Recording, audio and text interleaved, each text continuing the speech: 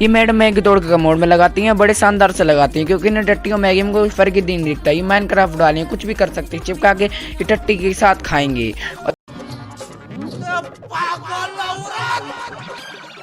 तुझे अक्ल है? तू क्या बोल रही है? चुप! ये मैडम अपनी नील काट रही होती हैं, तभी इन्हें कुछ अच्छा नहीं लगता, कुछ क्रिएटिविटी कर दे, उल्टी करके वाह सुन। तो लाइक और शेयर ठोक दीजिए, महाकाल का से लाइक और शेयर ठोक दीजिए।